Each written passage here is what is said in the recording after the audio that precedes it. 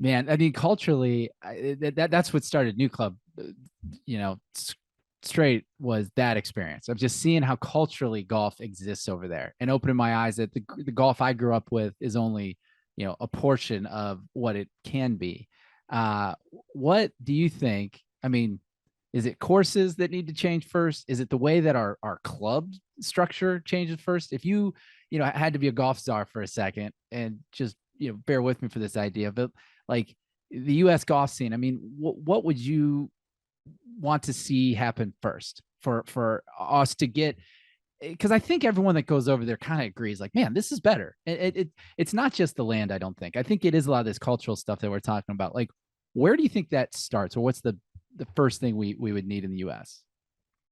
I think a lot of clubs need to realize how beneficial it would be to open your doors occasionally.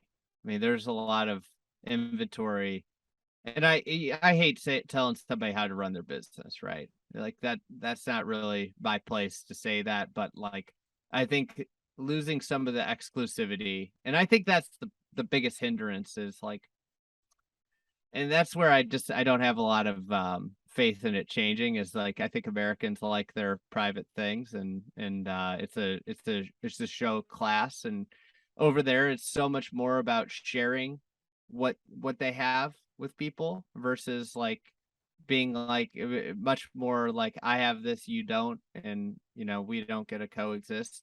I think that's a big part. That's obviously like the elephant in the room, right? Is the idea, why can't more American clubs operate the way Pasatiempo operates, right?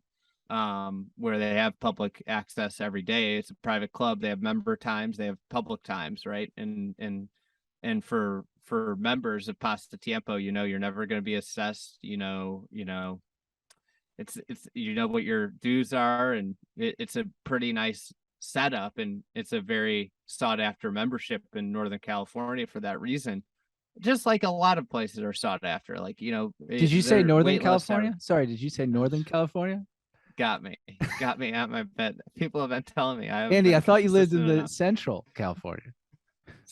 Everybody else calls it that, and I get tripped up sometimes.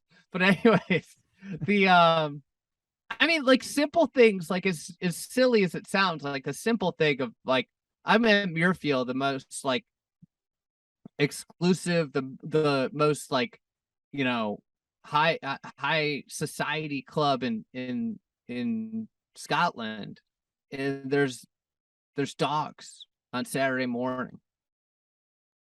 Yeah, it's There's why like what I mean, like just little things like that. Like why can't I keep my dog on a leash and play golf like that? yeah. That to me, so it's like little things like that would make incremental, and by saying your dog can't come, you're actually discouraging people to play golf, which to me is so. I feel like America does its best to discourage people from playing golf rather than encourage. If I can go kill two birds with one stone and take my dog for a walk and play golf, I'm more likely to play golf. And that's what we should be, and I think a lot of the club model, the best club members are people that pay their dues and come like 3 times a year. Right. And bring guests the 3 times a year they come. How bad is that model? Like that's what's success, right? Is not using the asset.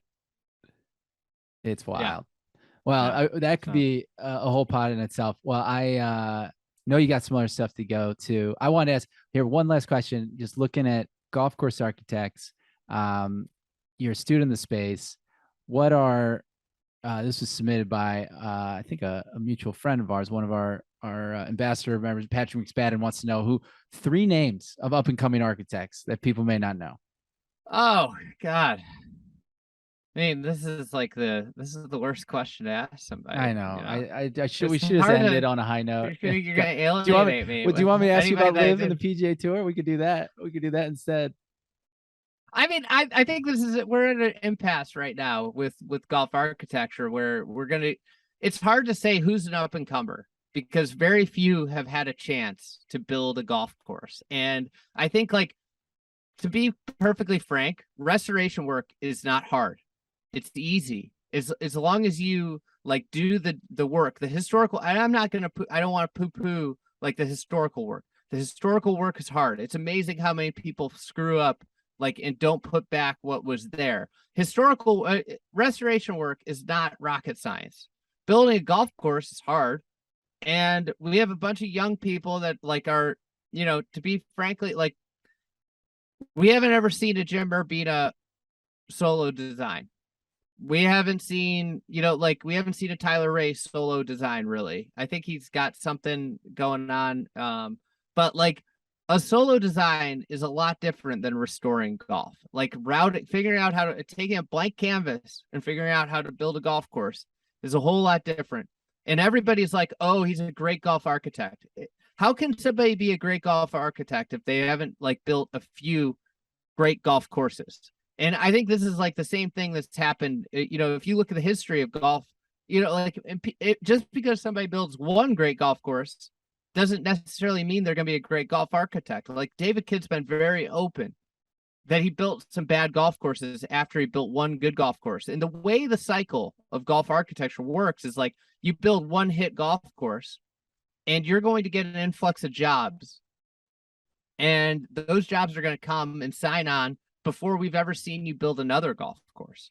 So to me, we're so quick to, oh, he's a great golf architect. Like if all they've done is restoration work, put stuff back, and I do not want this to sound condescending or demeaning. And a lot of the reason that these guys have been doing exclusively restoration work is because there aren't a lot of jobs, and all the jobs get gobbled up by a few people.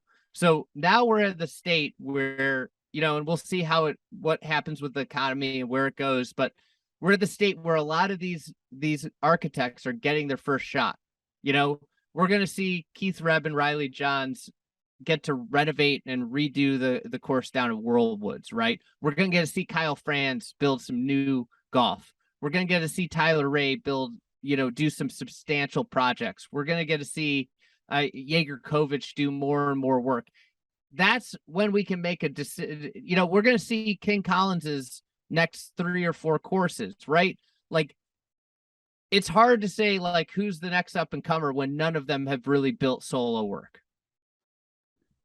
That's kind of the answer. I think it's a great answer because it just gets me excited for all this stuff. And it just reminded me, Andy, that I don't know what your personal opinion is, but like our golden age or whatever you want to call what time we're living in, man, all I know is there's a lot of golf courses that I'm really excited to go play.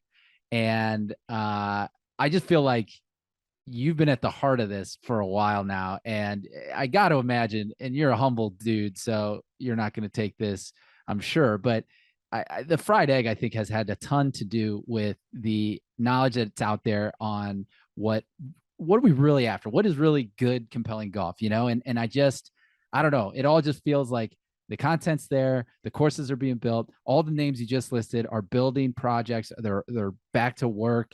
There needs to be more, maybe, but I just feel like maybe we're not in the golden age. Maybe we're coming up on it. But what are your thoughts? Is this the time? Do you feel that too, or do you think it's a bit overstated? Yeah, I mean, I think we're definitely in an era. I think the key is how long is it going to last, right?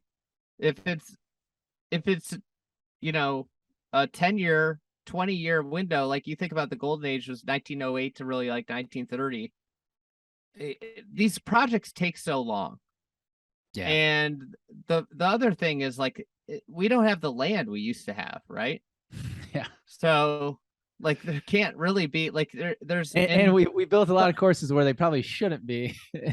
Well, I mean, like that's going to be a big part of this next era is like what happens to all the 70s and 80s courses. I mean, like an interesting projects like Conway Farms is redoing their golf course, right? And they did the front 9. It's substantially better, but like how do you can't solve some of the problems without like a full reboot, right?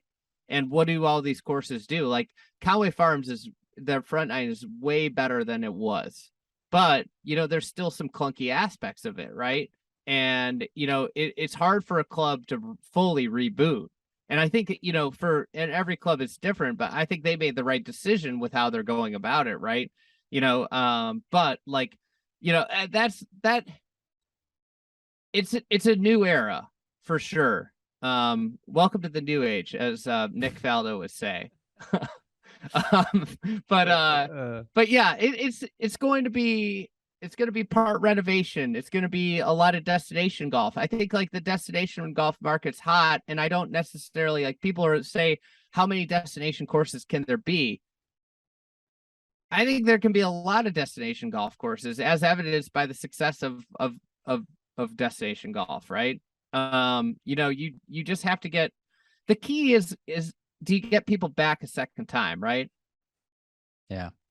The golf that we'll have you back on. And one thing I want to talk about is that local golf, because as much as destination golf is continuing to show that trend and adding to all of our lists, I want to see our local community golf courses get to the point that we talked about overseas and everything. And I think I'm not seeing the progress there as much as elsewhere. And I think there's a lot of reasons for that, but none of them are good. I think we should be focusing a bit more of golf industry resources on those local courses. Yeah. So this was fun. Thanks, man. Yeah. I got through the whole thing. I avoided LIV and PGA. If you want some great LIV golf banter of PGA versus the whole shebang, check out the Shotgun Start. I feel like those guys do a great job covering the program. Where else can our folks find you, Andy? What? I guess, Twitter. He's around. He's on some platforms. Are you on TikTok yet? Is Josie on TikTok? No, I need to get on it. I gotta just. We're way behind the times now, man. That ship has sailed. I need one more place to go distract myself. And then let's play some golf. I want to play some golf. You got Friday events. I feel I haven't made one in a while. I want to get back out. You got any of those coming up that our folks should know about? We got one in Georgia. The Field. You like that spot too. Hell yeah, man. You're going back to we're doing it's gonna be a different one. It's gonna be a different feel. We're doing it all around college football. So it's gonna be like a Saturday afternoon hang out with barbecue or a pig roast, and we're doing Friday and Saturday morning golf, and then just kind of chill on Saturday afternoon, low key. Kind of supposed to be a little bit more casual and laid back, and I think it fits that place well. Well, we got a bunch of Atlanta members. I hope that are tuning in. Go down to the Field. We're always trying to get people down there. Ashley Young, Mike Young, those are great dudes. Awesome. Awesome. Dudes. Ashley is trying to create an environment down there to hang to. And so go down, hit up Friday event. Andy, good catching up with you, man. Thanks for the chat. We'll be seeing you soon. All right. See ya.